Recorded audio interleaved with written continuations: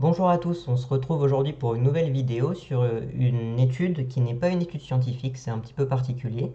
C'est une étude qui a été faite par une entreprise américaine qui s'appelle Redboost et qui édite un logiciel qui permet à des collaborateurs, des équipes, de travailler ensemble, de créer des tâches, de les compléter et puis de les assigner. C'est-à-dire, il y a une personne qui va créer une tâche pour un besoin de son équipe, elle va l'assigner à un de ses collaborateurs et puis ce collaborateur il va la compléter à un moment ou à un autre.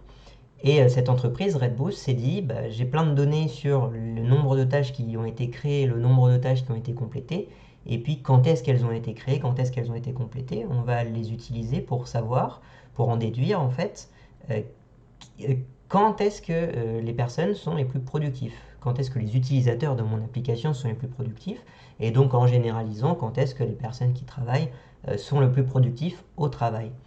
Et donc ils ont séparé cette productivité en différents temps, dans la journée d'abord, ensuite dans la semaine, et puis au cours des mois et puis au cours des saisons.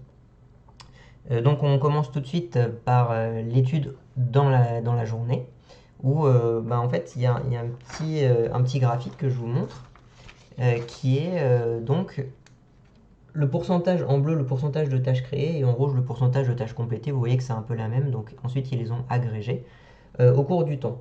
Donc ce qu'on voit, c'est que la productivité démarre clairement à partir de 9 heures.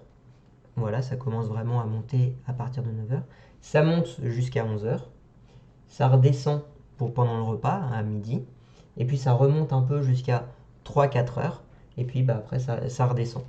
Donc ce qu'on peut en dire, c'est qu'on est plus productif entre 10 heures et midi.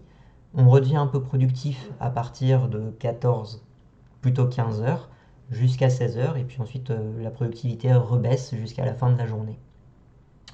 Je trouve ça plutôt parlant et puis ça permet un peu de se dire, bah voilà, on n'a pas à être à 100% de notre productivité tout au long de la journée, parce qu'en fait c'est pas possible et globalement l'être humain est fait pour être le plus productif à certaines heures de la journée. Et je pense qu'entre 10 heures et 12 heures c'est le moment où on est un peu le plus alerte, où on peut avoir le plus le flow, cette sensation de travailler efficacement et sans voir le temps passer plutôt vers ce moment de la journée.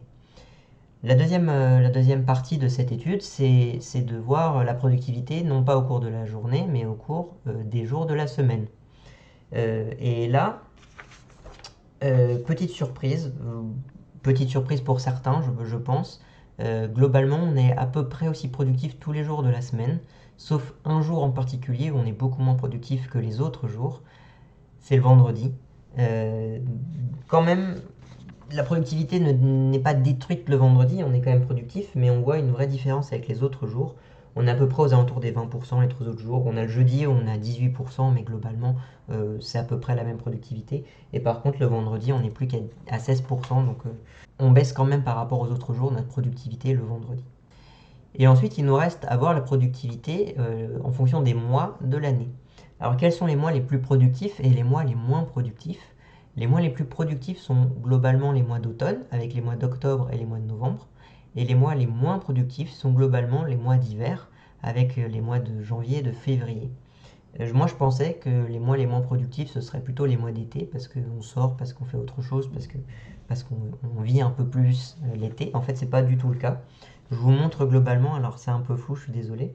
Les mois de janvier-février, c'est 7%, tandis que les mois d'octobre-novembre, c'est 9%. Et tout le reste de l'année, on est aux alentours des 8%.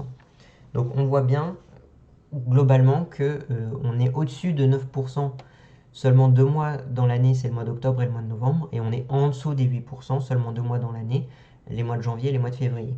Ça nous ramène au troisième graphique, le dernier en tout cas, qui est le graphique en fonction des saisons.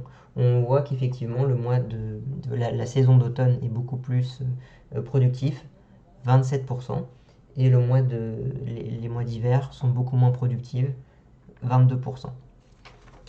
Voilà en gros ce qu'on pouvait en dire de cette étude qui est un petit peu particulière, c'est vrai. C'est une étude qui est faite par une entreprise, ça vaut ce que ça vaut. Il y a quand même plusieurs millions, 1,8 million de projets, 28 millions de tâches qui ont permis du coup d'avoir ces données. Je pense que c'est quand même un assez grand nombre de projets et de tâches pour se dire que ça pourrait être représentatif d'un certain nombre de personnes et de la manière dont la productivité s'agence de manière globale dans toutes les entreprises. Je ne sais pas si la capacité de généralisation est aussi importante que ça. En tout cas, moi, ces chiffres m'ont parlé. Je ne sais pas si ça vous parle à vous aussi. Mais peut-être qu'on peut en tirer un certain nombre de conclusions pour notre pratique à nous, pour notre manière de travailler à nous et notre vision de la productivité. Voilà, j'espère que cette vidéo vous a plu. N'hésitez pas à la partager sur les réseaux sociaux, n'hésitez pas à mettre un pouce bleu, n'hésitez pas non plus à cliquer sur la cloche pour être informé de mes nouvelles vidéos. Et on se retrouve très bientôt pour une nouvelle vidéo sur l'actualité scientifique. Merci.